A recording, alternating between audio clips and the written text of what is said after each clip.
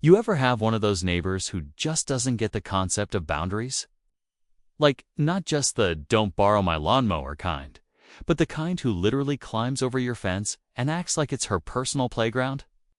That's exactly what happened to me last week, and I still can't believe it actually went down. I live in a quiet neighborhood where everyone mostly keeps to themselves, except for Karen. You know the type. Loud, entitled, always acting like the whole block owes her something. But what she did this time took things to a whole new level. I came home after a long day at work, hoping to unwind, only to find Karen and her two friends lounging by my pool like they were at a resort they paid for. Towels spread out, drinks in hand, not a care in the world. The worst part? She had the nerve to wave at me like I was the one who was interrupting her peaceful day. No permission, no warning, not even a text. Just hop the fence like it was a neighborhood pool party. She said I quote, "You weren't using it, so what's the big deal?" At that moment, I knew something had to be done.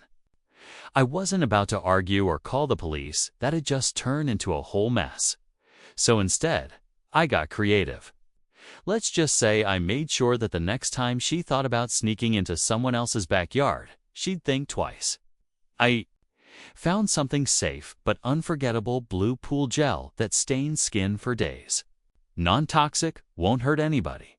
But oh, it sure leaves a mark. I filled the pool with it late one night, waited, and the very next morning. Well, let's just say what happened next had the whole neighborhood talking. So here's the thing: this wasn't the first time Karen had crossed the line. A couple months back, she accidentally let her dog into my yard and acted like I was overreacting when it tore up my garden. Before that, she kept parking halfway into my driveway just for a minute while she ran errands.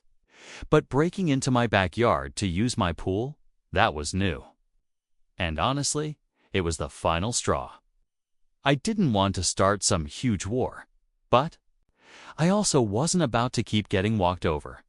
I started doing some research. What could I add to my pool that was harmless but would send a message? That's when I found this bright blue gel, mostly used in prank products, but perfectly safe. It clings to the skin and takes a few days to fully wash off, no matter how much you scrub. I figured if Karen wanted to act like she owned the pool, then fine, she could take home a little souvenir. I waited for the right moment, and the night before the next sunny weekend, I poured the gel in and stirred it in carefully so it blended perfectly. Saturday morning came, and I sat inside, pretending not to notice. Sure enough, just like clockwork, I heard the sound of the fence rattling. There she was, Karen, in her oversized sunglasses and sun hat, already barking orders at her friend to bring the cooler. They didn't even glance toward the house. They just strolled right over and hopped in, laughing like they were at a hotel. I watched through the blinds, waiting. At first, everything seemed normal. But within minutes, the blue started clinging to their skin, arms, legs, even their faces. That's when the shouting started. And I knew things were about to get very interesting. Karen's screams echoed across the backyard, like she'd been stung by a swarm of bees. At first, I thought maybe she figured it out right away. But nope, she was more confused than anything. "Why is my skin blue?" she shrieked, staring at her arms, then splashing more water on herself like that would help. Her friends started panicking too, realizing it wasn't just some weird trick of the light. One of them ran to the edge of the pool and grabbed a towel, only to smear the blue even worse across her face. I had to cover my mouth to stop from laughing out loud. But here's where it got more complicated. Karen stormed out of the pool, dripping blue goo all over my patio, and started yelling toward my back door like I had done something wrong. "What is this? Some kind of sick joke?" she yelled, banging on the sliding glass. I didn't answer. I just watched, heart pounding. I hadn't expected her to lose it this fast. I thought she'd leave embarrassed and never come back. But Karen doesn't retreat, she escalates. Later that afternoon, she started spreading rumors around the neighborhood, telling people I put chemicals in my pool that gave her a rash, that her friend had an allergic reaction. She even claimed I booby-trapped the property. I overheard one of my other neighbors saying they weren't sure who to believe. That's when I realized Karen wasn't just trying to get even. She was trying to flip the story, turn herself into the victim. And some folks were actually buying it. The HOA got involved next. Someone wonder who filed a complaint about my pool being unsafe. Now I had to deal with inspections, warning letters, and neighbors whispering every time I walked past.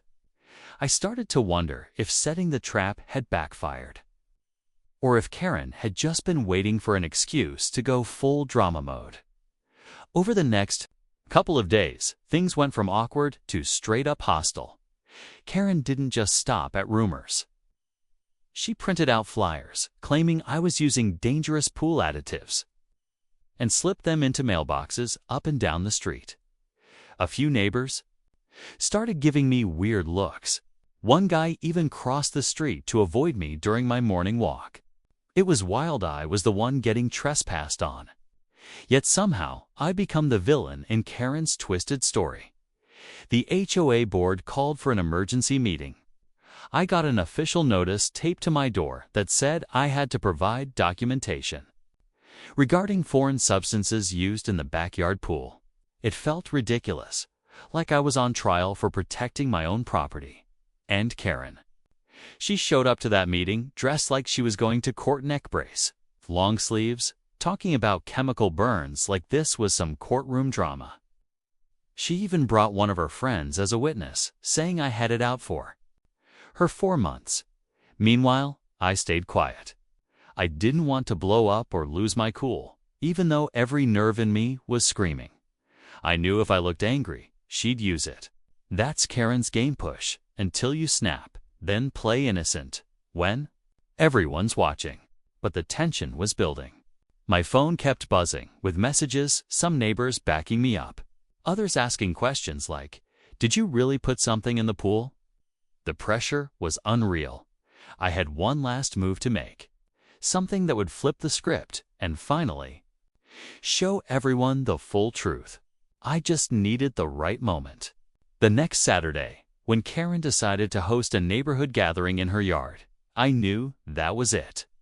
I set my plan in motion quietly, not saying a word, but knowing all eyes would be on what happened next. So Saturday rolls around, and sure enough, Karen's yard is decked out like she's throwing some kind of suburban festival. Balloons, folding chairs, even one of those inflatable drink coolers shaped like a palm tree.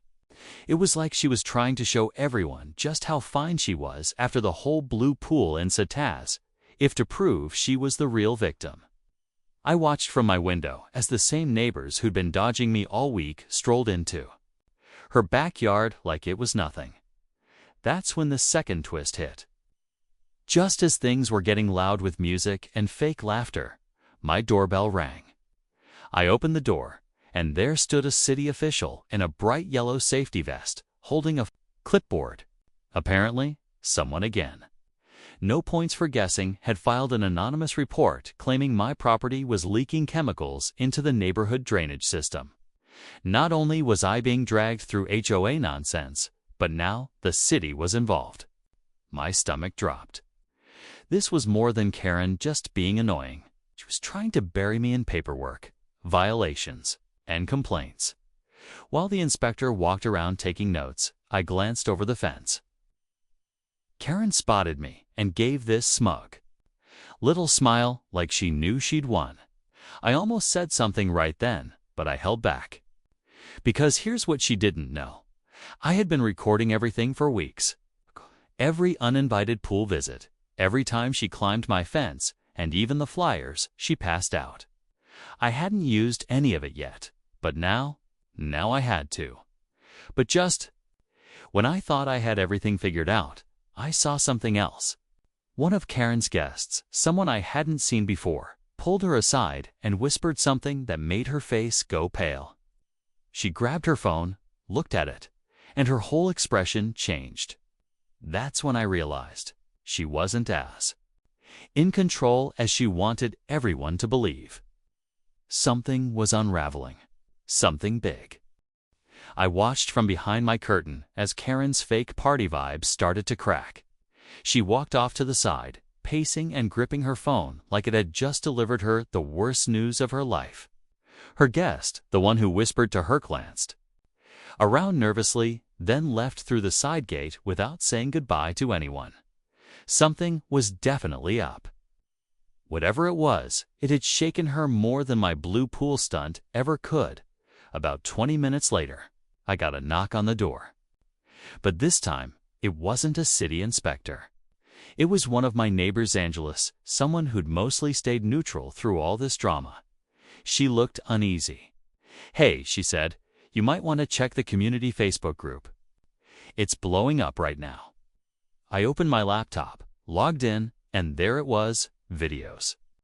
Multiple clips posted anonymously. One showed Karen hopping my fence in broad daylight. Another had her floating in my pool, laughing with her friends. And then there was a third, her stuffing my patio chair cushions into a trash bag and dragging them back to her yard, clear as day. Time-stamped, no room for denial. Turns out, the mystery guest at Karen's party, her cousin. And he wasn't just a visitor. He was the one who filmed her helping herself to other people's stuff all over the block. Apparently, he'd been staying with her for a few weeks and got sick of her drama. So he decided to leak it all online. And it didn't stop there.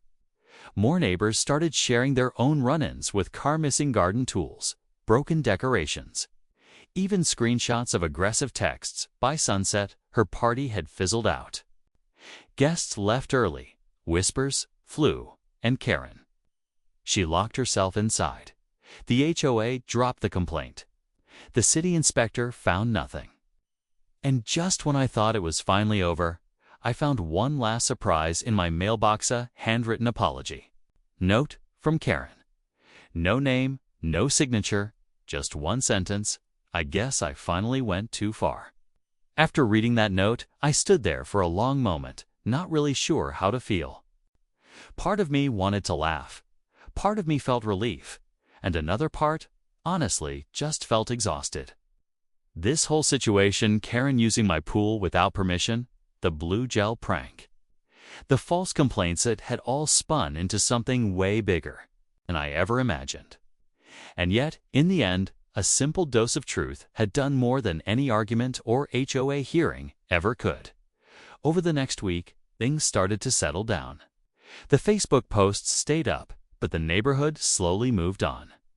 A few people stopped by to apologize for jumping to conclusions. Some even asked where I got that blue pool gel. Apparently, it became a bit of a local legend. Karen kept her distance. No more flyers, no more surprise visits, and definitely no more fence climbing. She started parking in her own driveway again, and even trimmed her side of the hedge, something she hadn't done in years. Small victories. I learned a lot through it all, like how standing up for yourself doesn't always have to mean confrontation. Sometimes the best way to deal with a boundary pusher is to let their own behavior expose them. I also realized how fast people will pick sides without all the facts, and how important it is to stay calm when it's tempting to lash out. So yeah, Karen climbed over my fence to use my pool like it was hers. And sure, I filled it with blue gel that stuck for days. But in the end, what really stuck was the lesson. Respecting someone's space isn't optional. And if you cross the line too many times, eventually, the truth has a way of making a splash all on its own.